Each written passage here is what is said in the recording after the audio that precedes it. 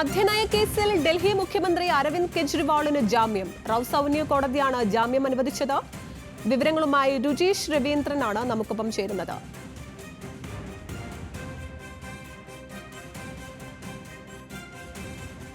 രുചീഷ്, ജാമ്യ വ്യവസ്ഥകൾ എന്തൊക്കെയാണ്? അരവിന്ദ് കെജ്രിവാളിന്റെ വാദങ്ങൾ കോടതി അംഗീകരിച്ചു.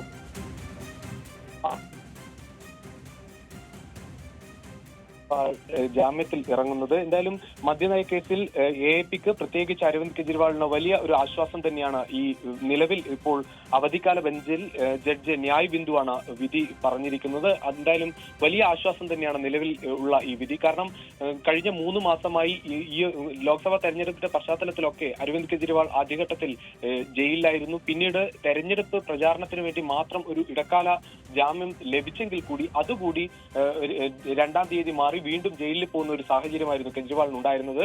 എന്തായാലും ഇ.ഡി. ഇന്ന് വലിയ വാദപ്രതിവാദങ്ങളാണ് കോടതിയിൽ ഉണ്ടായത്. റോസ് അവന്യൂ കോടതിയിൽ 2 വിഭാഗങ്ങളും വലിയ വാദങ്ങൾ ഉന്നയിച്ചു. ഇ.ഡി. അന്വേഷണത്തിന് കെജ്രിവാളിന് ജാമ്യം നൽകി പുറത്തു വന്നാൽ ഇത് അന്വേഷണത്തെ ബാധിക്കും, അതുകൊണ്ട് തന്നെ ജാമ്യം നൽകരുത്, ഇപ്പോഴും തെളിവുകൾ ഉണ്ട് എന്ന തരത്തിൽ ഇ.ഡി. വാദിച്ചു. എന്നാൽ കെജ്രിവാളിന്റെ അഭിഭാഷകർ വാദിച്ചത് ഈ നേരത്തെ തന്നെ ഈ തെളിവുകൾ ഉണ്ട് എന്ന് പറയുന്നത് ഫോണിലുള്ള തെളിവുകൾ എന്നതാണ്. പക്ഷേ പാസ്വേഡ് പോലും മുഖ്യമന്ത്രി നൽകിയിട്ടില്ല. ഈ ഇ.ഡിയുടെ വാദങ്ങൾ വെറും വാദങ്ങൾ മാത്രമായി നിലനിൽക്കുകയാണ്. അന്വേഷണത്തിൽ കൃത്യമായി തെളിവുണ്ടാകുന്നത് വരെയെങ്കിലും ജാമ്യം നൽകണം എന്ന കെജ്രിവാളിന്റെ വാദം ഏറ്റവും ഒടുവിൽ ഇപ്പോൾ കോടതി അംഗീകരിച്ചിരിക്കുകയാണ്. എന്തായാലും ഇപ്പോൾ റോസ് അവന്യൂ കോടതി എന്തായാലും ഈ ഒരു സാഹചര്യത്തിൽ ജാമ്യം ലഭിച്ചത് കെജ്രിവാളിന് വലിയ ആശ്വാസം തന്നെയാണ്. നേരത്തെ നമുക്കറിയാം മദ്യനയ അഴിമതി കേസിൽ ഉപമുഖ്യമന്ത്രി ആയിരുന്ന മനീഷ് സിസോദിയ ഉൾപ്പെടെ അറസ്റ്റിലായതിനു ശേഷമാണ് കെജ്രിവാളിലേക്ക് ഈ കേസ് എത്തുന്നത്. കെജ്രിവാളാണ് മദ്യനയ അഴിമതി കേസിൽ ഈ ഉടമകൾക്ക്, ബാർ ഉടമകൾക്ക് അനുകൂലമായ നയം രൂപീകരിക്കാൻ തയ്യാറായി എന്ന തരത്തിൽ ഒരു കേസ് ഉണ്ടാവുകയും അതിൽ ഏറ്റവും പ്രധാനപ്പെട്ട പങ്കാളി കെജ്രിവാളാണെന്ന തരത്തിലായിരുന്നു ഇ.ഡിയുടെ അന്വേഷണം. എം.എൽ.എമാരെയും എ.പി. എം.എൽ.എമാരെയും ഒക്കെ ചോദ്യം ചെയ്ത് അറസ്റ്റ് ചെയ്തതിനു ശേഷമാണ് ഏറ്റവും ഒടുവിൽ മുഖ്യമന്ത്രിയിലേക്ക് ഇത് എത്തിയത്. ഇത് ബി.ജെ.പിയും എ.ഐ.പിയും തമ്മിലുള്ള ഒരു നിയമ പോരാട്ടത്തിലേക്ക് കഴിഞ്ഞ മാസങ്ങളായി തുടരുകയായിരുന്നു. ഏറ്റവും ഒടുവിൽ എന്തായാലും എ.ഐ.പിക്ക് ഒരു ജാമ്യം കെജ്രിവാളിന് ലഭിച്ചത് എ.ഐ.പിക്ക് വലിയ ആശ്വാസം തന്നെയാണ്. പക്ഷേ ഈ കേസ് ഇവിടെയും തീരുന്നില്ല. കാരണം തുടർന്നും അടുത്ത ദിവസങ്ങളിലും ഇത് വീണ്ടും കെജ്രിവാളിനെതിരെ കൂടുതൽ ചാർജുകളുമായി ഇ.ഡി. വരാനുള്ള സാധ്യത തന്നെയാണ് കാണുന്നത്.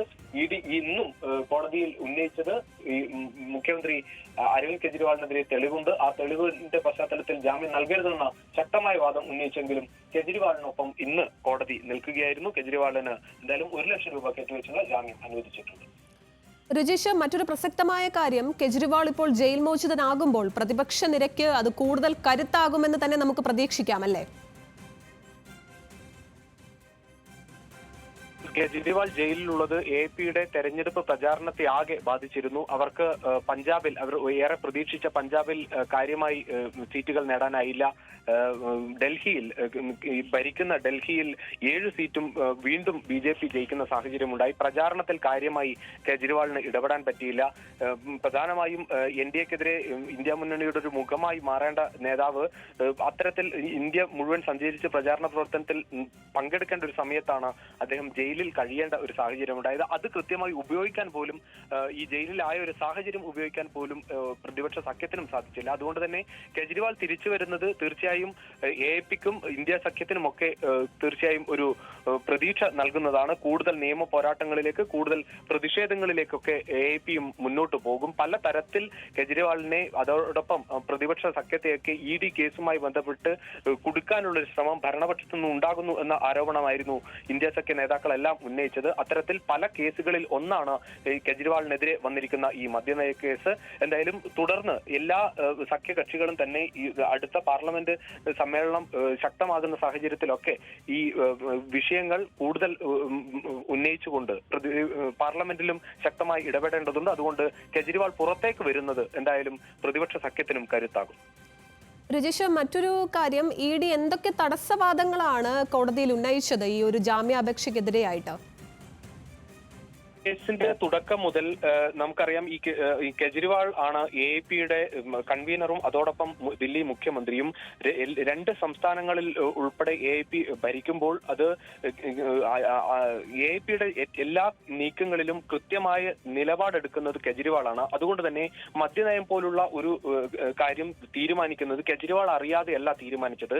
ഈ തീരുമാനങ്ങളുടെ മുഴുവൻ പിന്നിൽ പ്രവർത്തിച്ചത് കെജ്രിവാളാണ്. അതിന് തെളിവാണ് ഉണ്ട് എന്ന വാദം ED കഴിഞ്ഞ ദിവസങ്ങളിലെല്ലാം കേസുകളിൽ ഉന്നയിച്ചത്. ആ പശ്ചാത്തലത്തിലാണ് കെജ്രിവാളിനെ ചോദ്യം ചെയ്യാനായി വിളിച്ചു വരുത്തുകയും പിന്നീട് അറസ്റ്റ് രേഖപ്പെടുത്തുകയും ചെയ്തത്.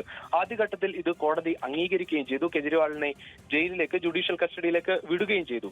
പക്ഷേ പിന്നീട് കൃത്യമായി ഈ പറയുന്ന തെളിവുകൾ ഹാജരാക്കുന്ന കാര്യത്തിൽ ഇപ്പോഴും കൃത്യമായ തെളിവുകൾ EDയുടെ പക്കൽ ഹാജരാക്കപ്പെട്ടിട്ടില്ല, കോടതിക്ക് മുന്നിൽ ഹാജരാക്കപ്പെട്ടിട്ടില്ല. ഏറ്റവും പ്രധാനപ്പെട്ട കാര്യം കെജ്രിവാളിന്റെ ഫോണിൽ നിന്ന് കൂടുതൽ രേഖകൾ ലഭിച്ചു എന്ന് ED പറയുന്നുണ്ടെങ്കിലും അതിന് കൃത്യമായി തെളിവുകൾ ഹാജരാക്കാൻ ഇതുവരെ ED തയ്യാറായിട്ടില്ല. ഇത് വാക്കാൽ നൽകുന്ന ഇത്തരം കാര്യങ്ങൾ വാദങ്ങൾ മാത്രം ആണ് എന്നതാണ് കെജ്രിവാളിന്റെ അഭിഭാഷകർ ഇന്ന് കോടതിയിൽ വാദിച്ചത്. അത് തന്നെയാണ് കോടതി മുഖവിലക്കെടുത്തത്. കൃത്യമായി തെളിവുകൾ ഇതുവരെയും ഹാജരാക്കാത്ത സാഹചര്യത്തിലാണ് ഇപ്പോൾ താൽക്കാലികമായി എങ്കിലും കെജ്രിവാളിന് ആശ്വാസമുണ്ടാകുന്ന ഒരു വിധി എത്തിയിരിക്കുന്നത്. എന്തായാലും അത് തന്നെയായിരുന്നു ഇന്ന് കോടതിയിൽ പ്രധാനമായും ഉണ്ടായ വാദം. ശരി.